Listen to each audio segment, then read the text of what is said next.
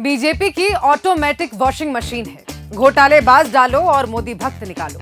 BJP जिन नेताओं पर करोड़ों के घोटाले का आरोप लगाती है, फिर उन्हें ही अपनी पार्टी में शामिल करवाती है और केस वापस लेकर उन्हें क्लीन चिट दे देती है। बीजेपी वॉशिंग मशीन से धुले कुछ नेताओं के बारे में आइए आज जानते हैं। सबसे पहले हेमंत बिस्व शर्मा, गुवाहाटी में जलापूर्ति घोटाले में आरोपी। जब वो विपक्ष में थे तब भाजपा ने पहले उनके खिलाफ एक श्वेत पत्र निकाला था।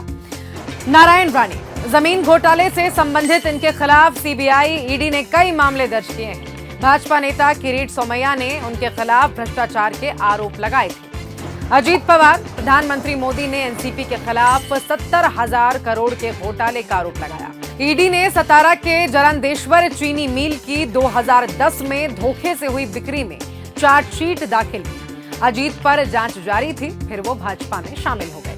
हसन मुशर्रफ, ईडी हसन मुशर्रफ से जुड़े मनी लॉन्ड्रिंग मामले और कोल्हापुर स्थित चीनी मिल संताजी घोर पड़े शुगर फैक्ट्री में गड़बड़ियों की जांच कर रही है। फैक्ट्री मुशर्रफ का परिवार चलाता है।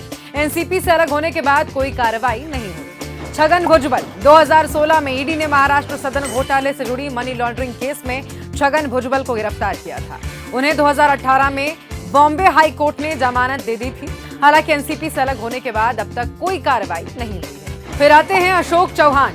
भाजपा ने उन पर आदर्श हाउसिंग सोसाइटी घोटाले का आरोप लगाया और उनके भाजपा में शामिल होने के बाद से ही इस मामले में कुछ भी आगे नहीं बढ़ा। प्रफुल्ल पटेल, बीजेपी ने प्रफुल्ल पटेल पर आरोप लगाए थे कि एयर इंडिया को लीज पर हवाई जहाज लेने की कोई जरूरत नहीं थी, लेकिन फिर भी हवाई जहाज लिए गए, जिससे 3,000 करोड़ रुपए से ज्यादा का नुकसान हुआ। प्रफुल्ल पटेल के बीजेपी गठबंधन में शामिल होने पर सीबीआई ने उनके खिलाफ केस ही बंद कर दिया। जनार्दन रेड्डी, इन पर अवैध खनन के 35,000 करोड़ घोटाले में सीबीआई के 9 केस दर्ज हैं।